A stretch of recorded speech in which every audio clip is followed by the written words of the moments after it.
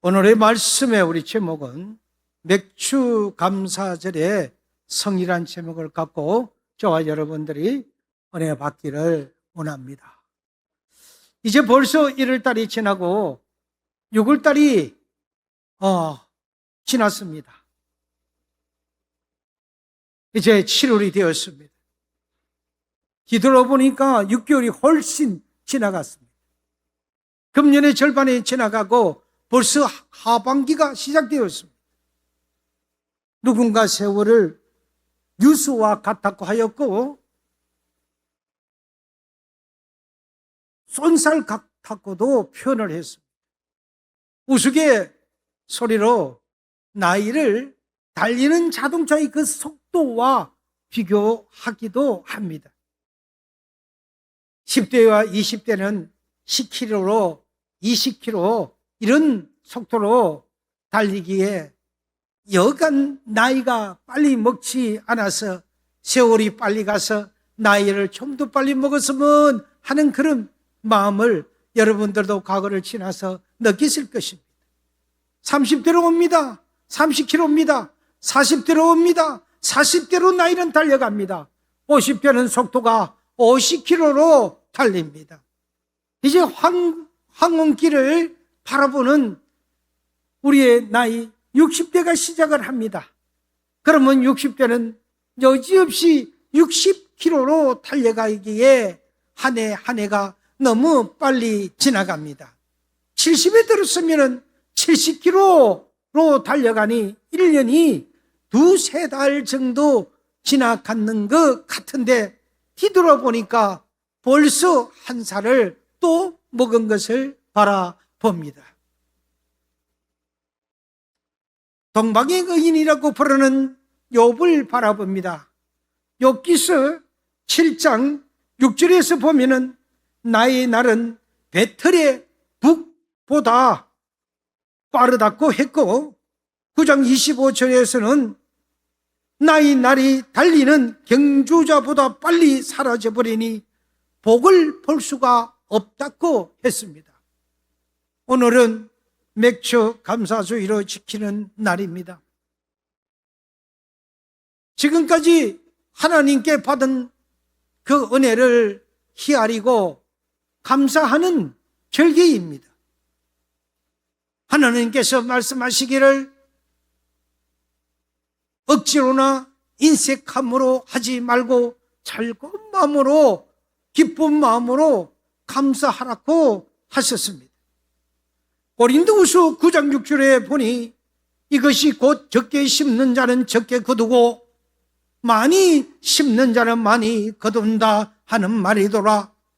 각각 그 마음에 정한 대로 할 것이요 인색함으로나 억지로 하지 말지니 하나님은 즐겨내는 자를 사랑하시느니라고 하셨습니다.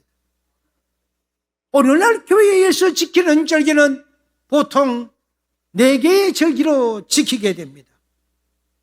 부활절이 있고요, 맥주감사절이 있고요, 또 추수감사절, 그리고 성탄절이 있습니다.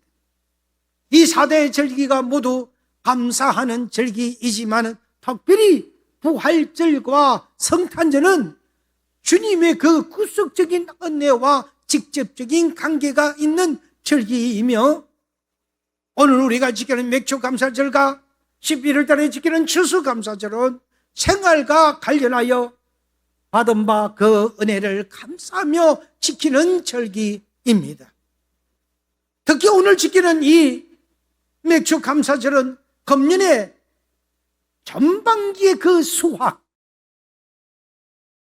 곧 금년에 처음 익은 곡식을 거두고 감사하는 그런 절기이며 추수감사절은 후반기의 수확을 거두어서 가을철에 그 거둔 수확을 인하여 감사하고 한 해 동안에 베풀어 주신 하나님의 은혜를 감사하여 즐기는 그 절기입니다.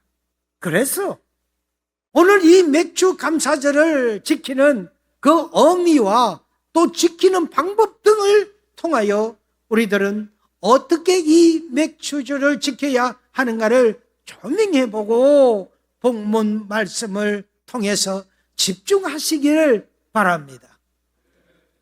오늘날 일부 신신학을 주장하는 자유주의 신학자들이나 급진주의 신학자들은 맥주 감사절을 무용론을 주장하기도 합니다.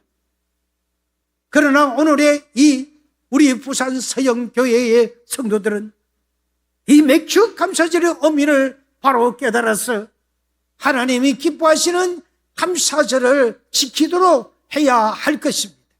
이건 성경적입니다. 성경의 말씀입니다. 명령입니다. 추수감사절에는 두 가지 맥주 감사절에는 두 가지 의미가 있습니다. 먼저 구약에서는 이스라엘 민족이 출애굽을 해서 꼭 50일째 되는 날에 시내산에 도착하게 되지요. 시내산에 도착하니 하나님으로부터 이스라엘 백성들이 앞으로 어떻게 살아갈 것인가에 대한 그 계명을 지도자인 모세를 통해서 하나님이 써주셨는데 그것이 바로 우리가 알고 있는 십계명입니다. 그러므로 이 맥주감사절은 하나님이 십계명을 주신 날이기도 합니다. 또 한 가지는 신약 시대에 와서 이 날은 성령 감림 주일인 오순절 날이 되었습니다. 이 오순절에는 예수 그리스도께서 부활하신 후 성천하실 때에 제자들에게 일러 분부하신 대로 예수님의 제자들을 비롯하여 120명의 그 문도들이 성령 받기를 위하여 온전히 마가의 다락방에 들어가 성령 받기를 위하여 기도하다가 성령을 충만히 그렇게 받은 날이 성령 감림 주일날입니다. 그러므로 교회가 그 성령 감주일날로 통해서 교회가 탄생이 되었습니다. 그래서 추수감사절은 바로 교회의 탄생일이기도 합니다. 그런데도 이와 같은 진리도 모르고 오늘날 도시 교회에서는 아니 농사도 짓지 않는데 무슨 맥주 감사절이냐고 비아냥하는 사람들이 있다는 말입니다. 그러나 도시교회나 농촌교회를 막론하고 모두가 맥주 감사절은 하나님께서 십계명을 주셨고 하나님의 백성들이 이를 지킴으로 복을 받는 날이요 또 성령 강림 주일날로 예수 그리스도의 몸된 교회가 탄생한 아주 의미 깊은 날임을 깨닫고 그 하나님의 그 은혜에 감사하는 마음으로 이 맥주 감사절을 지켜야 하겠습니다. 오늘날 교인들이 7월에 맥주 감사절을 지키고 11월에 가서 추수 감사절을 지키는 것은 이와 같이 하나님 말씀에 근거하여 지키는 것입니다. 그런데 단순한 행사나 형식적으로 맥주 감사절을 지키는 것이 아니고 참으로 감사하는 그런 신령한 감사의 예배를 드림으로써 데살로니가 전서 5장 16절에는 항상 기뻐하라고 하신 그 말씀과 같이 범사에 감사하는 생활이 우리를 향하신 그 하나님의 뜻임을 깨닫고 우리의 삶을 하나님 뜻에 일치하도록 힘쓰는 것이 맥주 감사절을 지키는 의미가 되는 것입니다. 또한 이 맥주 감사절을 지키라고 명하신 하나님은 이스라엘 백성에게 새로운 계명을 주셨습니다. 맥주절은 나그네 생활의 그 청산입니다. 하나님의 백성으로서 확신을 주는 것이며 새 출발을 하는 것입니다.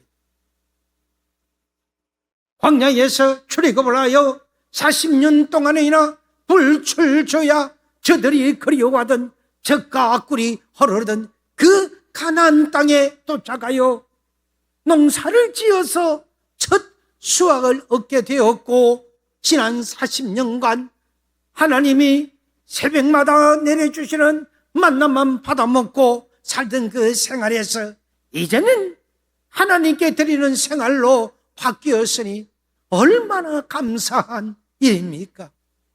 이 맥주 감사절을 잘 지키면 축복을 받고 은혜를 받게 됩니다.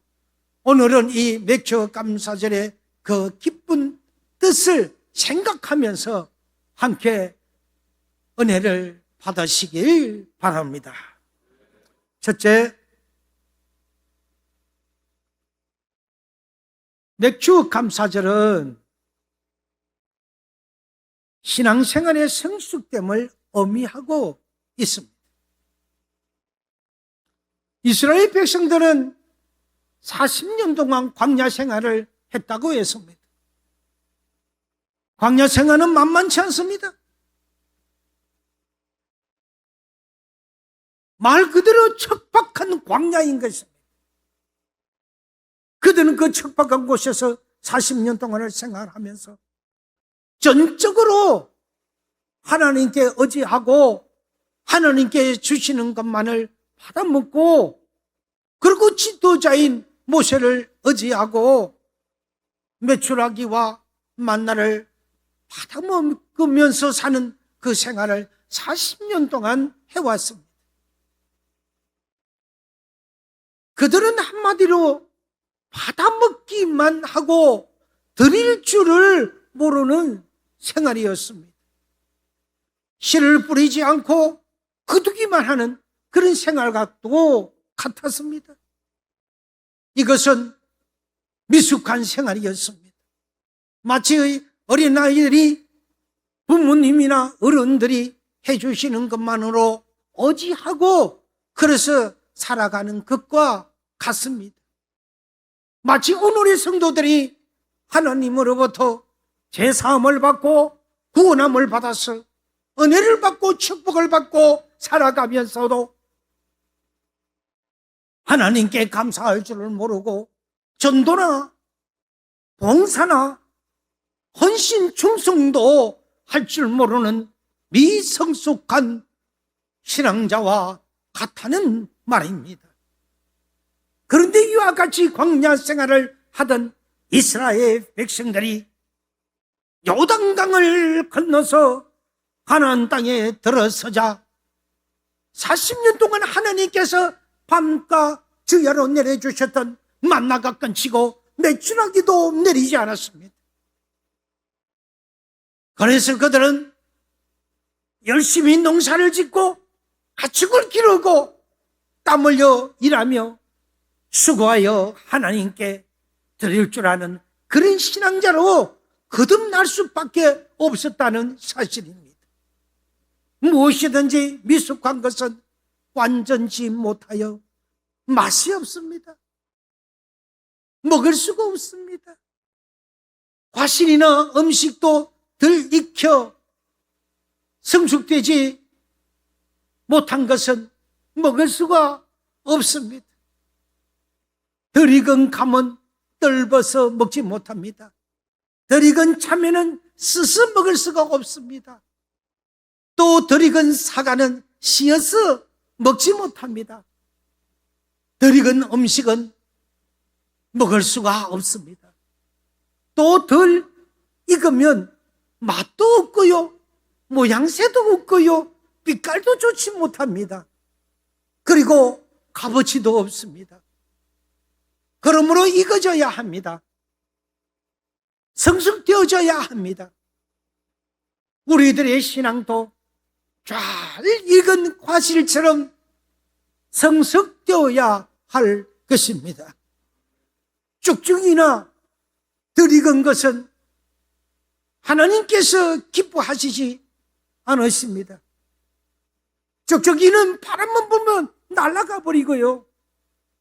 덜익은 것은 사용할 수가 없는 것입니다. 잘 익어야 값도 제값을 받을 수가 있습니다. 옛날에 전국에서 생산되는 각종 농산물이나 해산물 중에 가장 맛있고 좋은 것만 골라서 그것을 챙겨서 임금님의 그 진상을 올렸다고 하지 않습니까?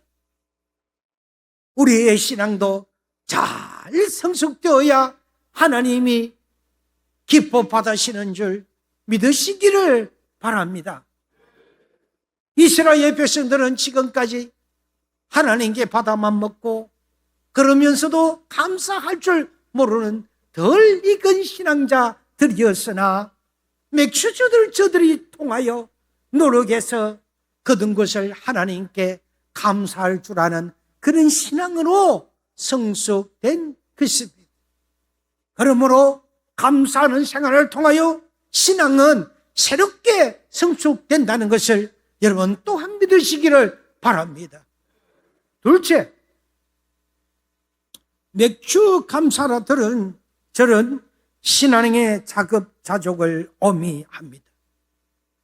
우리가 지금 살아가면서 사용하는 것이나 갖고 있는 것이나 모든 것들 중에서 내 것 또는 우리 것 그런 것은 하나도 없습니다. 지금 내가 가지고 있는 것 중에서 하나님께 받지 아니한 것이 어디 있으며 내가 드리는 가운데 내 것이 어디 있었습니까? 모두가 하나님 것이었습니다. 주님으로부터 받은 것이었습니다. 그러나 하나님이 만나를 내려주셨듯이 직접 주시는 것과 내가 땀 흘려 수고하고 얻은 것과는 근본이 다릅니다. 그래서 맥주감사절은 우리가 땀 흘려 수고하여 얻은 것을 하나님께 그동안 너무나도 감사해서 아주 소중한 그 감사의 사건으로서 우리들이 그 믿음의 자족을 통하여 그 맥주 감사절은 선포하는 것과 같습니다. 창세기를 돌아보면은 하나님께서 또 우리에게 말씀하십니다. 창세기 17장 19절에는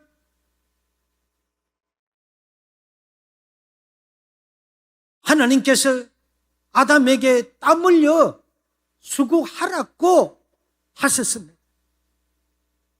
에덴 동산에서는 아무런 수고도 없이 지냈으나 저가 하나님의 앞으로 범죄하여 에덴 동산으로 쫓겨난 그 때부터는 이제는 아담 스스로 수고하고 계책을 해나가야 된다고 하나님께서 명령을 하셨습니다. 그러므로 맥주감사절은 남에게 의지하고 기대려는 그러한 마음을 버려야 합니다. 스스로 일어서서 기도하는 것이며 봉사하는 것이며 헌신하는 것입니다. 1950년대 우리나라가 어떻게 살았습니까? 6.25라는 어마어마한 그 처참한 전쟁을 우리는 겪었습니다. 그 이후 우리나라는 기독교라는 그 교세가 일어나기 시작합니다. 6.25 동란으로 민족적으로 고통을 당하는 후였기에 미국이나 다른 나라로부터 우리는 구제품이나 받아먹던 그런 우리들이었고 교회였습니다. 그런데 1950년도에서 1953년 휴전을 지나서 60년대 이후에는 우리 기독교에서는 새바람이 일어나기 시작합니다. 받아먹는 것에서 이제는 자기네 자신들의 소산물을 통하여 11조가 일어났고요, 감사 헌금이 제단에 바쳐지기 시작합니다. 그 후부터 교회마다 부흥의 물길이 일어나고 이 나라의 국민들이 잘 사는 축복을 받는 그런 나라가 되었다는 사실입니다. 그래서 지금은 세계 여러 나라로 교회가 선교사를 파송하며 또 세계 방방곡곡에 이르러 교회를 세우고 또 다른 나라들의 그 흐름을 도와주는 그런 한국 교회로 발전되어 있지 않습니까? 교회가 부흥되어야 이 나라도 부흥된 것처럼 이상할 만큼 그 조화가 이루어져 갔다는 사실입니다. 성경 창성도 가지고 다니지 않고 헌금은 남들이 하겠지, 봉사는 나와 아무 관련이 없다는 듯이 생각하는 이런 신앙은 아무리 오래 신앙생활을 하여도 발전하지 않습니다. 신앙이 두터워지지가 않습니다. 그래서 하나님이 맥주 감사절을 지키라고 명령을 한 것입니다. 감사 말이에요. 이제 우리는 광야 생활을 접어야 합니다. 어지만 하고 살던 생활이 자급자족의 생활로 변화되어야 합니다. 하나님께 달라고 초르기만 하던 믿음에서 이제는 하나님 넉넉히 주심을 감사드리는 그 감사의 믿음으로 바꿔줘야 합니다. 상대로부터 대접을 받고자 하는 데서 이제는 우리가 대접을 하는 그런 신앙으로 바꿔줘야 합니다. 언제나 우리가 말쓰게만 앉는 것이 아니라 우리가 상승이 않게 해달라고 하나님 앞에 그렇게 기도할 때 우리는 선한 영향을 끼쳐서, 그래서 우리가 영향력을 끼치는 그런 자가 되어야 한다는 사실입니다. 신앙생활은 남의 것을 가지고 하는 것이 아닙니다. 믿음은 차용점 가지고 할 수가 없지 않겠습니까? 그러므로 내 믿음이라야 합니다. 신앙은 목수의 영장과도 같고 전쟁에 나가는 용사들이 마치 좋은 무기를 가지고 전장에 임하는 것과 같습니다. 맨손으로 일하는 사람과 좋은 연장을 가지고 일하는 사람 중에 누가 더 능률적으로 일할 수 있겠습니까? 맨손으로 싸우는 사람과 좋은 무기를 가지고 싸우는 사람 중에 누가 이길 수 있다는 것은 여러분 너무나도 다 잘 알고 계시는 사실일 것입니다. 따라서 자기의 믿음으로 구원받고 자기의 신앙으로 자기가 축복받는 것입니다. 신앙은 반드시 자급자족으로 이루어져야 합니다.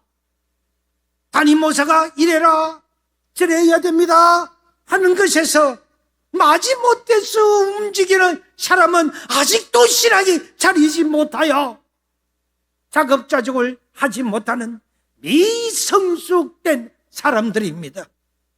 그런 사람은 빨리 깨어나야 합니다. 회개하여 하나님의 그 말씀에 바로 서야 합니다. 그렇지 않으면 하나님의 진노가 임하게 됩니다. 우리 부산 서연의 성도들 중에는 신앙이 성숙되지 못한 미성숙된 그런 믿음의 사람이 단 한 사람도 없기를 이 시간 주의 이름으로 축원드립니다. 셋째, 맥주감사절은 하나님의 말씀을 지키는지 안 지키는지 시험하는 시금석입니다. 하나님은 광야에서 이스라엘 민족에게 율법을 주셨습니다. 하나님의 말씀과 계명은 듣기만 하고 주신 것이 아닙니다. 그 듣기만 하라고 어디 주시겠습니까? 듣고 행하라고 주신 것입니다. 신명기 28장 1절에 보니까 내가 내 하나님 여호와의 말씀을 삼가 듣고 내가 오늘 내게 명하는 그의 모든 명령을 지켜 행하면 내 하나님 여호와께서 너를 세계 모든 민족 위에 뛰어나게 하실 것이라고 말씀을 하셨습니다. 야고보서 2장 14절에서 17로 보니까 행자자라 만일 사람의 믿음이 있노라고 행함이 없으면 무슨 유익이 있으리요? 그 믿음이 능히 자기를 구원하겠느냐?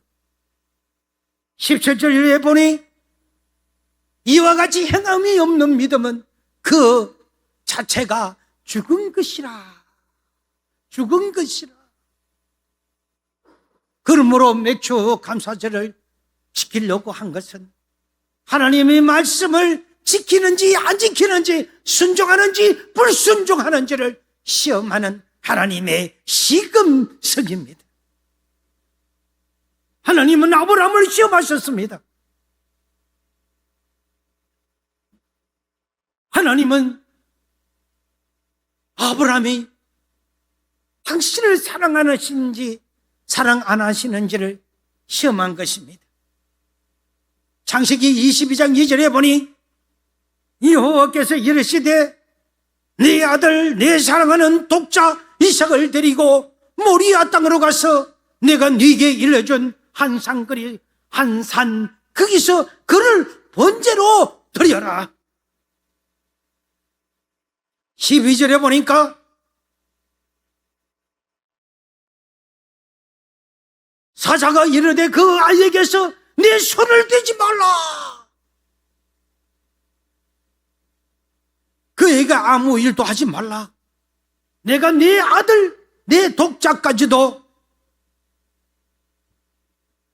내게 아끼지 아니하였으니 내가 이제야 내가 하나님을 경외하는 줄을 아노라고 하나님이 아브라함에 직접 말씀하셨습니다. 정확한 기억은 알 수 없으나 추측할 건데 그때의 이삭은 약 한 12세에서 4세 정도 되는 그러한 아이였습니다. 그것을 다 알 수 있는 아이였습니다. 그 아이를 포박하고 3일 주야로 모리아 산에 가서 그 제단 위에서 그 아이를 죄도죄 하나님이 바치라니까 그 아이를 칼로 들어서 제단에 제물로 바치려고 했던 그 아브라함의 믿음. 하나님은 이렇게 그 얘기를 통해서 믿음의 조상 아브라함이 되기까지에 그렇게 시험하셨던 거예요. 하나님 할 수 없어요? 어떻게 그렇게 할 수 있어요? 자식을 주실 때는 언젠데 그건 너무 하지 않아요? 이렇게 되어들었다면 아마 아브라함은 성경책에서 이름조차 없이 사라질 것만 그였을 것입니다. 사랑하는 성도 여러분, 우리의 신앙이 성장하면 하나님께서 시험하십니다. 이로운 시험이 될든지 내가 감당할 만한 시험이든지, 그러나 그 시험을 주실 때는 하나님께서 미리 감당할 만한 시험을 우리에게 주시는 것입니다. 성도가 감당치 못할 시험은 단 하나도 주시지 아니하신다고 말씀으로 성경에 그렇게 기록되어 있습니다. 이것을 믿어야 합니다. 조그만 시험이 온다고 이제 나 죽겠네, 조금만 파도가 온다고 이제는 다 죽겠다. 작은 시험은 파도가 적으면 적은 대로 요동하고 큰 파도가 오면 오는 대로 요동하는 그런 믿음의 신앙자가 되지 맙시다.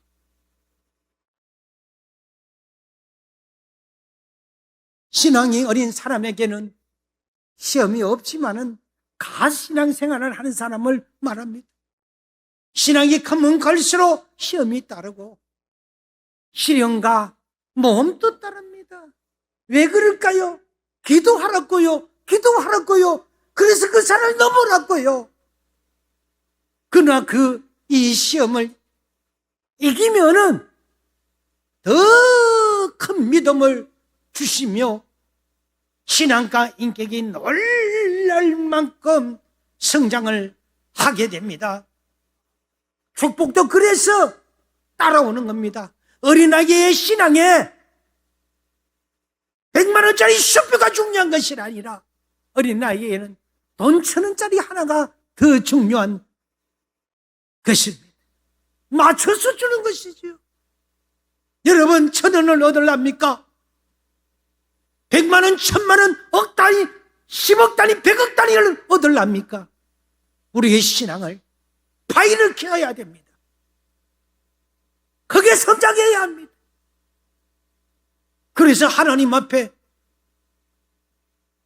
떳떳하게 내리지는 그 축복을 받아 누리시는 우리 서연이 되시기를 바랍니다. 모쪼록 시험에 통과하여 하나님이 주시는 축복과 은혜 받는 성도들이 되시기를 바랍니다. 말씀을 맺습니다. 열왕기상 18절 30절 이하에 보니까 엘리사 선지자 한 명과 바알과 아세라의 우상을 섬기는 선지자 850명과 갈멜살 그 위에서 기도 대결을 해서 승리할 때까지 송아지를 번제물로 드리며 그리고 3년 반 동안 가뭄이 계속되어 물 한 방울 나지 않는 그 시점에도 엘리야는 그 번제물을 사놓고 각을 떠서 송아지를 쏘아난 그 번제물에 기도의 응답이 떨어지면 이것이 단번에 불의 응답으로서 태워질 것이라는 그런 확신으로서 먼저 850명의 즉 그리스도에 너 이거 먼저 하라. 저들은 아침에 새벽에 시작하여 정오가 될 때까지도 기도했지만 아무런 응답이 나타나지 않았습니다. 엘리야가 조롱합니다. 너희 신은 어디 갔느냐? 과연 너희 신이 살아는 있느냐? 저들이 괴로워서 온몸을 무기로 가지고 칼로 찌르고 피를 찔찔 내고 너무너무 괴로우니까 응답이 되지 않으니까 그래도 응답이 없었습니다. 네 엘리야가 이제 내 차례다. 여봐라 서봐라. 저게 보이는 물통 4개의 물통에 가득 물을 채워라. 그래서 그 물을 그 제단 위에 전부 다 물통 4개를 다 부었습니다. 장작 그리고 또 가져오라. 또 가져오라.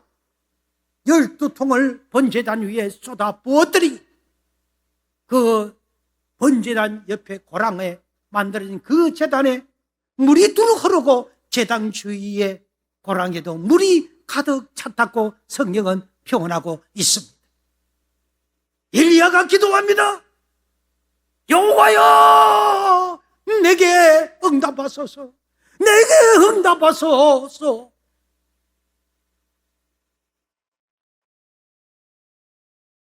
엘리야의 기도가 하늘에 뻗쳐졌죠. 하느님께서 엘리야의 기도를 들으시고 하늘에서 단번에 불의 응답이 떨어졌던 것입니다. 엘리야의 기도가 하나님께 상달된 것입니다. 저 그리스도의 850명들 그 선지자들이라는 그들이 갈멜산에서 기도의 대결을 한 그 엘리야에게 하나님은 단 한 분의 850대 1의 기도 불의 응답을 하여 물에 듬뿍 그렇게 젖어 있는 제단을 3시간에 다 태우고 그 도랑에 물까지도 바싹바싹 마르게 하는 응답을 하신 것입니다. 하나님의 응답은 이렇게 확실한 것입니다. 지지한 것이 아닙니다. 무슨 처럼이 아니라 완료형인 것입니다. 그리고 3년 반 동안 가뭄이 있을 때 비 한 방울도 내리지 않고 이슬조차도 내리지 않던 그 하늘을 두고 엘리야가 또다시 기도합니다. 하나님이여, 이제가 때가 되었사오니 가뭄을 이제 멈추고 비를 내리게 해달라고요. 7,800개의 기도를 드렸습니다. 7번째 보니 기도를 하고 아무런 응답이 없자 7번을 엎드렸을 때 사람보고 여봐라, 아직도 아무 소식이 없느냐 했을 때 사원이 아니요, 저게 주먹만한 구름 하나가 피어오르기 시작합니다. 엘리야가 이제는 됐다, 이제는 하나님이 응답하셨다고 그렇게 하나님 앞에 감사하며 기도를 마치 비가 창대같이 쏟아졌다고 했습니다. 할렐루야, 할렐루야. 잠언 8장 17절에 나를 사랑하는 자들이 나의 사랑을 입을 것이며 나를 간절히 찾는 자가 나를 만날 것이니라. 예수님이 이렇게 말씀하시기를 나로더러 주여 주여 하는 자마다 천국에 다 들어갈 것이 아니요 다만 하늘에 계신 내 아버지의 뜻대로 행하는 자라야 들어가니라고 말씀하셨습니다. 사랑하는 서연의 성도님들, 부디 금년에 이 맥주 감사절을 지나며 정성과 진실과 감사가 충만한 그런 감사절이 되어서 범사가 잘 되고 기쁨이 샘솟고 하늘의 그 위상과 상급이 넘치는 축복의 그런 감사절이 되시기를 주님의 이름으로 축원드립니다.